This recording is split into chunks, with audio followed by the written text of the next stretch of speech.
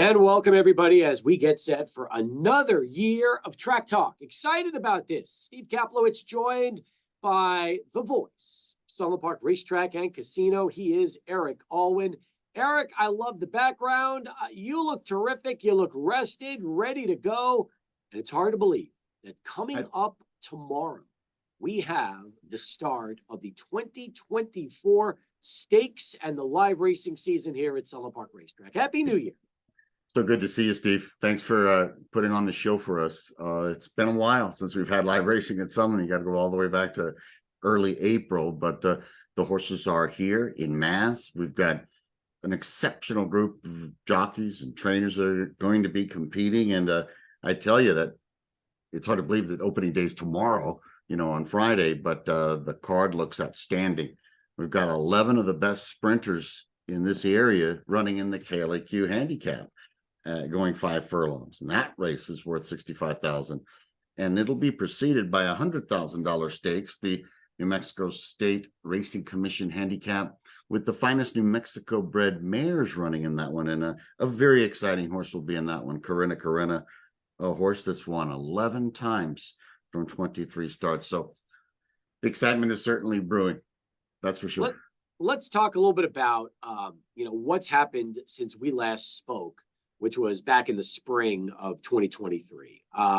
First and foremost, we know there are now new racing days. Tuesdays are gone, and now we have Thursday, Friday, Saturday, and Sunday as far as the live racing schedule here at Sunland Park Racetrack. I think it's going to consolidate matters. It's easy to remember. There's no hanging Tuesday anymore. We'll be able to hire more staff. I think we actually have 10 more mutual tellers than we did in previous years. So that's going to be a convenience for our fans, especially those that don't use the automated self machines. But it's going to be 55 race days, just like last year, but it'll be Thursdays through Sundays. And Thursdays and Fridays are going to be the days devoted to thoroughbreds, all thoroughbred cards on Thursdays and Fridays. And pretty much the quarter horses will be highlighted on every Saturday and Sunday. There are a couple of exceptions. Sunland Derby Day is on a Sunday. That's February the 18th, much earlier than in previous years. And we'll also have a big closing day for thoroughbreds on April the 7th, I believe. So you said something really interesting, and that is 6 weeks from now is the Sunland Derby. Okay, it used to be towards the end of the live racing season, kind of culminating everything. But moving it this time up to the middle of February, it really in conjunction with the changes in the points value for the race. It's still a graded 3 stakes, but it was a 50-point race. Now it's a 25-point race. So it makes a lot more sense to me to move the race up, because you could end up getting some very big names that want to come here, win, take those 25 points, and then springboard that into perhaps a 50-point qualifier later in the season. We hope so, Steve, because we were throwing a curveball, I think it was about 4 months ago from the Graded Stakes Committee. Well, not the Graded Stakes Committee, but whoever, Churchill Downs controls what they think you should have for points. And actually now we're going to be only offering 20 points to the winner. I think it's 10, 6, and 2. Bringing all the way down to 4th.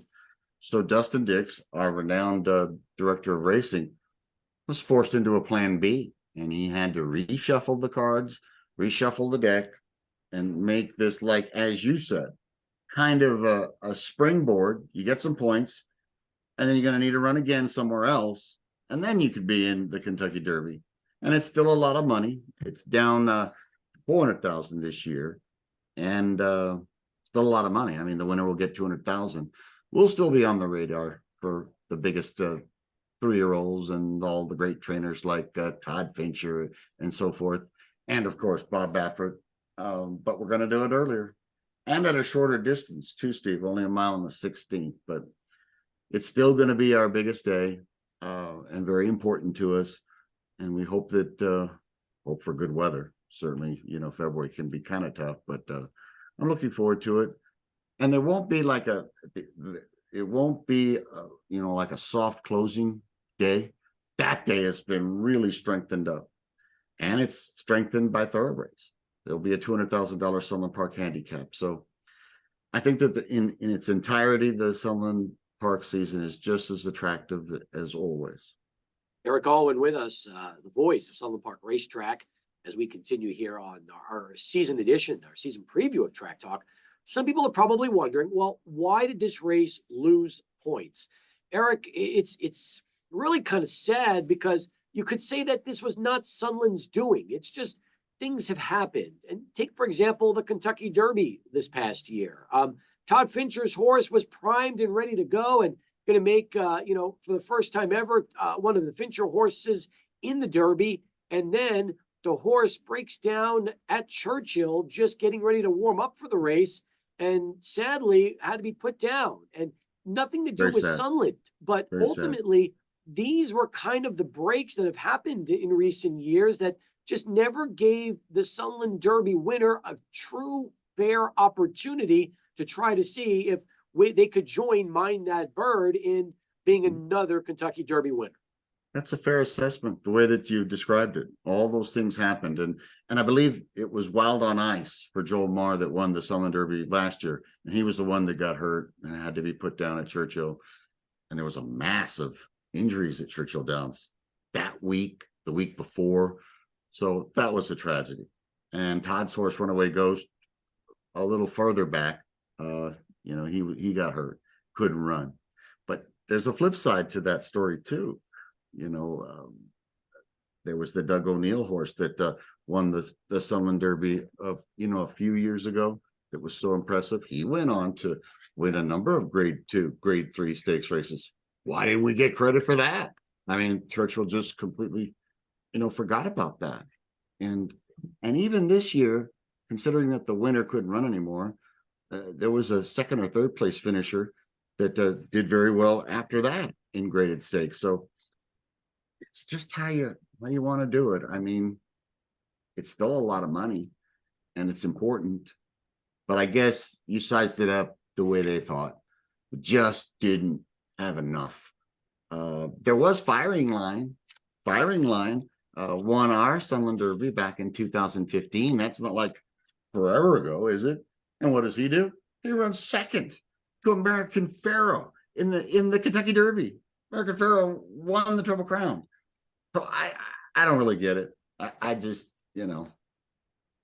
of course, the biggest tracks in the nation usually produce the Derby winners. Places like Keeneland, Churchill Downs, Santa Anita, and so forth. But we've done pretty good. I mean, the history of the Sunland Derby is, we've had some setbacks, but once we got graded, we really kicked into gear. You remember the horse Slow Down Andy that won post-COVID? He won in 2022. He's the horse that I saw running all summer long in graded stakes at Del Mar. So it's hard to believe, really. But we haven't won a Sunland. We haven't won a Sunland horse has not won the Kentucky Derby since Mind That Bird. So that's right. Maybe that's what they thought. We're lucky we still have some points. The way you put it is the strategy that a horse trainer needs to think about to come here. Get the heart build up the horse's ability, get some points. Because normally, Steve, to get into the Kentucky Derby, how many points do you need? Like in the 40s, maybe 50. That's why we used to always say that the Sunland Derby gets you into the Kentucky Derby. 50 points is usually a pretty good threshold. But it's hard. It's hard when you're a medium-sized track like us at Sunland. It's hard to get respect. You got to really earn it. We've got a couple of minutes left before we have to wrap things up. Give me a little preview of some of the returning jockeys, trainers, owners, and some of the names we should get to know this season here as we wind up our first Track Talk.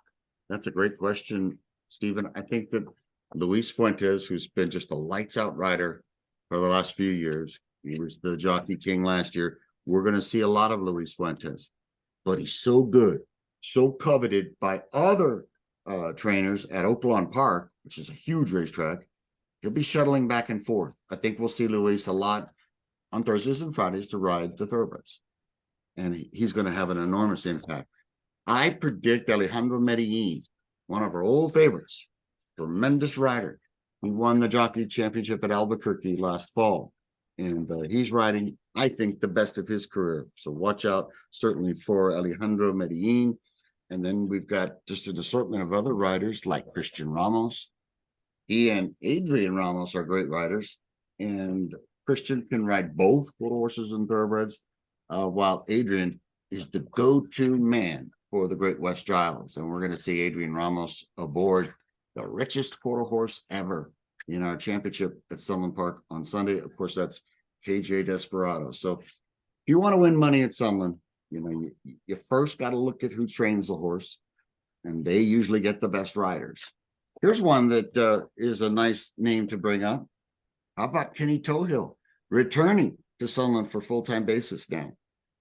He had a very good meet at Prairie Meadows in Iowa, and he rides the horse that I love calling Mind That Star, former Sunland Park handicap winner, and also a half-brother to Mind That Bird. Felipe Valdez, do you remember that name? He's one of the go-to riders for Todd Fincher.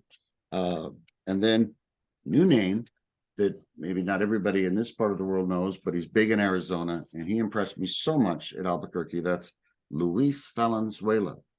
I think he's going to be used a lot on, very live runners. Excellent. Listen, I'm excited about it. Looking forward to doing this with you each and every week, especially the KLAQ Handicap tomorrow. Hopefully I'll see you out there at the track for that. And let's also remind everybody about our live racing times. Thursday through Sunday. The racing times, I think, are going to be 12:25 each and every day. Of course, we're only going Friday to Sunday this week, but then we shift to the 4-day week of Thursday through Sundays. And tomorrow, and along with both of those great stakes races, we're going to have Pepsi Day. We're going to be giving away a lot of great prizes from our good friends at Pepsi, and a lot of fun and games we're going to have, and some great promotional giveaways we'll have. So we're happy about that. Terrific. Eric, great stuff. Thanks for kicking us off. We'll talk to you again right back here next week on Track Talk. Thank you, Steve.